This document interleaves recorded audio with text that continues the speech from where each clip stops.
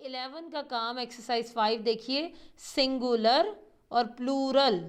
Singular आप इसको बहुत आसानी से पढ़ सकते हैं, बाज़ लोग इसको नहीं बोल सकते, मेरे साथ पढ़ें आपको आ जाएगा।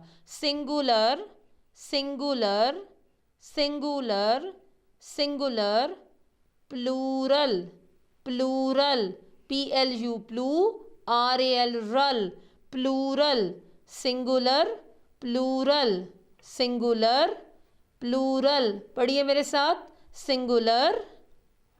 अगला देखिए, प्लूरल, प्लूरल, प्लूरल। सिंगुलर का मतलब होता है एक और प्लूरल का मतलब होता है ज़्यादा। तो अब आगे पढ़ते हैं कि ये क्या है। नाउन, जनरली, नाउन्स होना चाहिए यहाँ पे। Nouns generally from their plurals by adding s to their. अब हम इसकी डिटेल पढ़ते हैं। Nouns generally form their plurals. Nouns generally form their plurals. Nouns generally form their plurals by adding s to their singulars. Nouns generally form their plurals. Nouns generally form their plurals by adding s to their singulars. Nouns आमतौर पर plural कैसे बनाते हैं? ऐसे बनाते हैं कि जो सिंगुलर वर्ड्स होते हैं, एक होते हैं, उनके साथ s का इजाफा करके, आमतौर पर सिर्फ s का इजाफा करके उनकी जमा, उनके प्लूरल्स बना दिए जाते हैं। Nouns generally form their plurals by adding s to their singulars.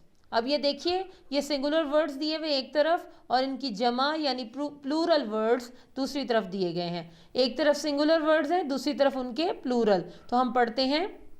पहला वर्ड है बुक, बुक, इसका प्लूरल होगा बुक्स। बुक्स, सिर्फ s का इजाफा किया तो प्लूरल बन गया बुक्स। ब्रदर, ब्रदर, इसका प्लूरल है ब्रदर्स। काओ, प्लूरल है काओज। एग, इसका प्लूरल है एग्स। हैंड, इसका प्लूरल है हैंड्स। अब इसी तरह आगे देखिए। बॉय, प्लूरल है बॉयज। चेयर, प्लूरल है चेयर्स। डे, प्लूरल है डेज। गर्ल, प्लूरल है गर्ल्स। और हॉर्स का प्लूरल है हॉर्सेस, हॉर्सेस।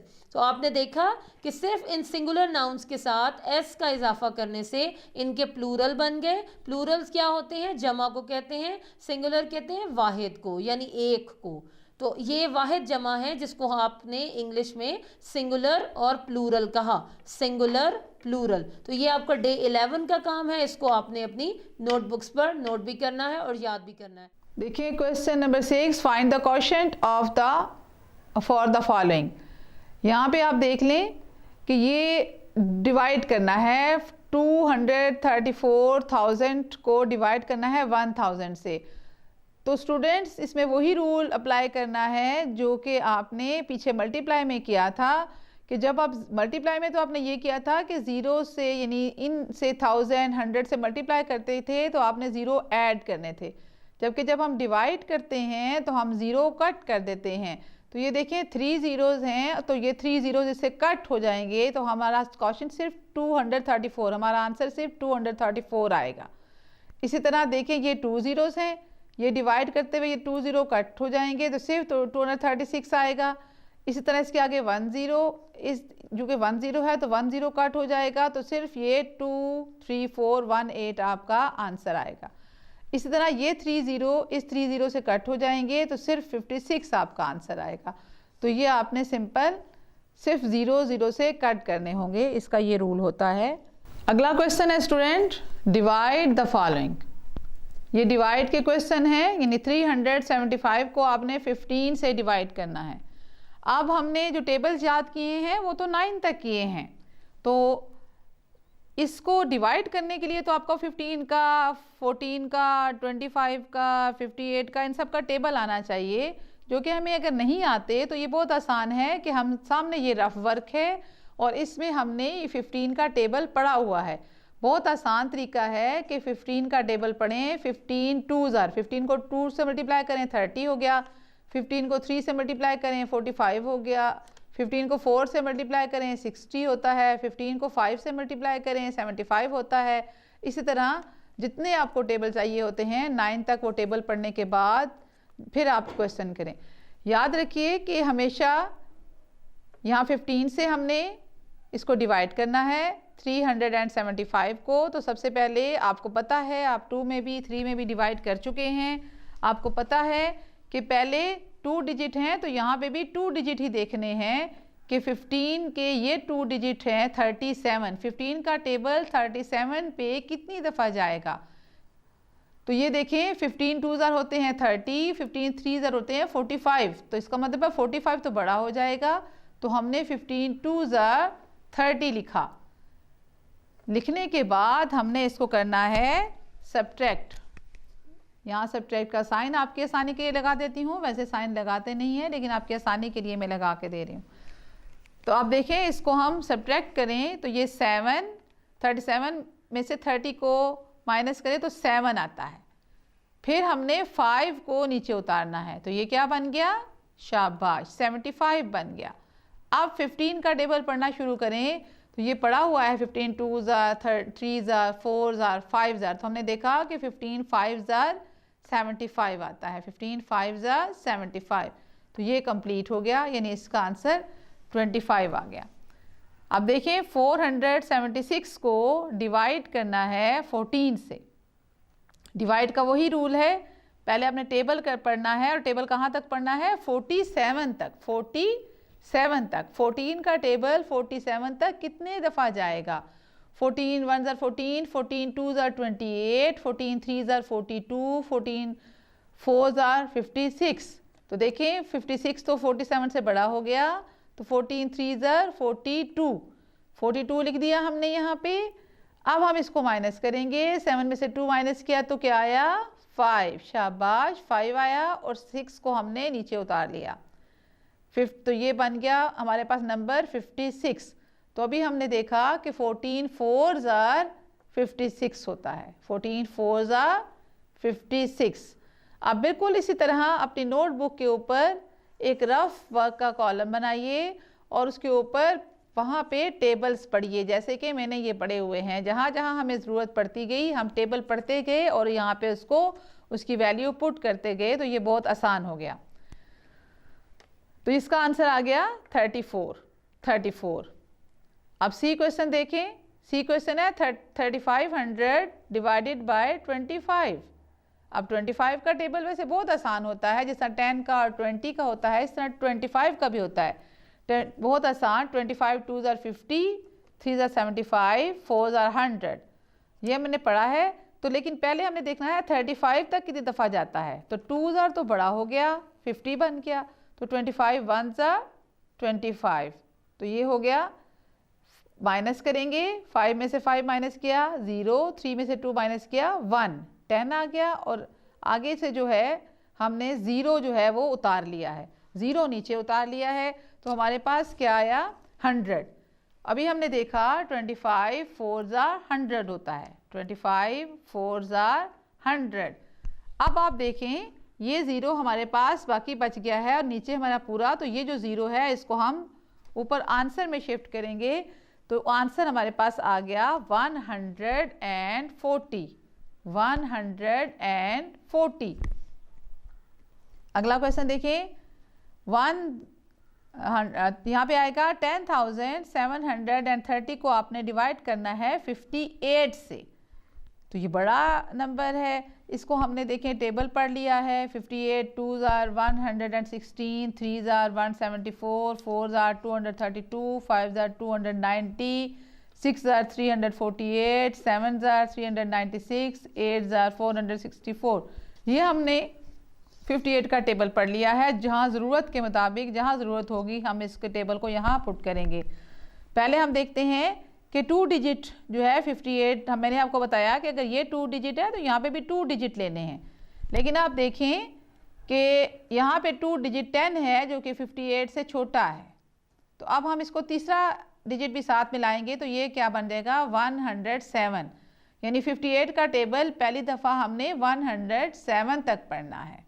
तो 58 2s आर तो 116 होता है, तो इसका मतलब ये है कि 58 1s आर 58 ही आएगा, जो कि हम 0 और 7 के नीचे लिखेंगे और इसके बाद इसको माइनस करेंगे। 17 में से 8 माइनस करेंगे तो 9 आ जाएगा और 9 में से 5 माइनस करेंगे तो 4 आ जाएगा और इसके बाद 3 जो है वो हमने नीचे उतार लेना है। तो ये बन गया 493। यहाँ इसके करीब करीब जो है वो है 464। 58 8s आर 464, ये इसके करीब तरीन है। 58 8s आर, तो हमने 58 8s आर 464 लिखा।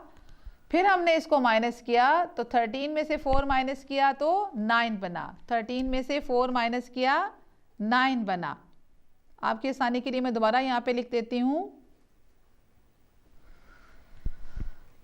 तो 9, इसके बाद 8 में से 6 माइनस किया 2 आया। 9 में से कैरी यहाँ लिया था तो पीछे 8 बचे थे, 8 में से 6 माइनस किया 2 आया और आखिरी डिजिट यहाँ बच गया है 0, उसको हमने नीचे उतार लेना है। एक बात हमेशा याद रखिएगा, एक एक डिजिट को नीचे उतारना है, एक वक्त में 2 डिजिट नीचे नहीं उतर सकते। यहाँ हमने 3 उतारा था, अब नीचे वाले में अब हमने 0 उतारना है। तो 290 है, टेबल में देखें तो 290 5s आता है। 58 5s आर 290, तो 5s आर 290 हमारा ये क्वेश्चन सॉल्व हो गया। तो हमारे पास आंसर आया 185। अगला क्वेश्चन देखें, यहाँ पे आएगा 14,448, इसको हमने 56 से डिवाइड करना है। तो ये देखिए मैंने सारा 56 का टेबल यहाँ लिख दिया है, आपकी स्क्रीन पे आ रहा है। 56 को हमने डिवाइड करना है, पहले 56 का टेबल पढ़ना है जो कि 144 तक कितनी दफ़ा जाएगा हमने देखना है कि 56 का टेबल 144 तक कितनी दफ़ा जाता है। तो देखें 3s आर बड़ा हो गया है 168, तो ये 2s आ जाता है। 56 2s आर 112, तो ये 112 लिखा। फिर माइनस किया, 4 में से 2 माइनस करें 2, 4 में से 1 माइनस करें 3।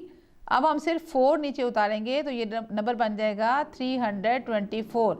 आप देखें 324 पे 56 अब कितनी दफ़ा जाता है, तो ये 6 सर जो है ये बड़ा हो गया 336, तो ये 5 सर जो है ये थोड़ा सा छोटा है, तो 2 करीब करीब है 280, यानी छोटा होना चाहिए या बराबर होना चाहिए या छोटा होना चाहिए। तो ये कम है 280, 5 सर 280। अब हमने इसको लिखा, फिर हमने इसको माइनस किया 4 और यहाँ पे 12 में से 8 निकाला तो माइनस किया तो 44 और ऊपर से 8 उतारेंगे तो 448।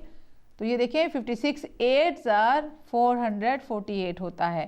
तो ये हमारे पास इसका आंसर आया 258। अब आते हैं क्वेश्चन नंबर 8 की तरफ, जो कि हमारा लास्ट क्वेश्चन है, आपकी स्क्रीन पे आ रहा है।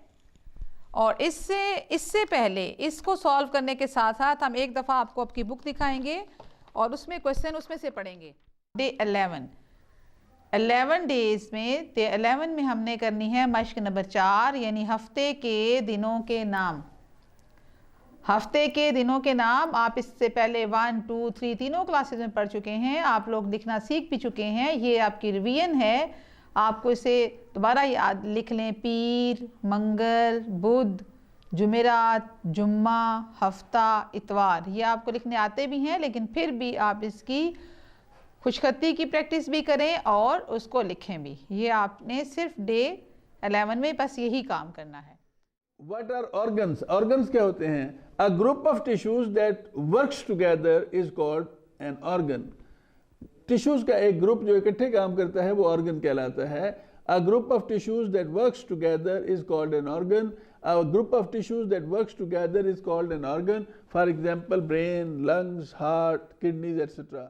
आगे चलिए स्टूडेंट्स, डे 11 पर। डे 11 पे आपने एक्सरसाइज का क्वेश्चन नंबर 3 अपनी नोटबुक्स पर नोट करना है और इसको ज़ुबानी याद करना है। क्वेश्चन है what is equator? What is equator?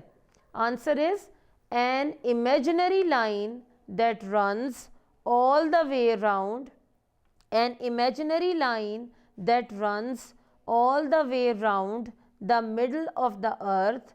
The middle of the earth is called equator. Is called equator. ये भी बहुत छोटा सा आंसर है, आप अपनी नोटबुक पर लिखिए, इसको बार बार आप कहें ऊंची आवाज़ में, आपको ज़ुबानी याद हो जाएगा। डे 11 में क्वेश्चन नंबर 3 पढ़ना है, इसको याद करना है, लिखना है। Who taught us how to pray? Who taught us how to pray? हमें किसने सिखाया कि नमाज कैसे पढ़नी चाहिए? आंसर है प्रॉफिट मोहम्मद सल्लल्लाहु अलैहि वसल्लम taught us how to pray. Prophet Muhammad सल्लल्लाहु अलैहि वसल्लम taught us how to pray. ये डे 12 में देखें, डे 12 में भी एक ही क्वेश्चन है। हर रोज आपने बस एक क्वेश्चन याद करना है और उसको नोट भी करना है।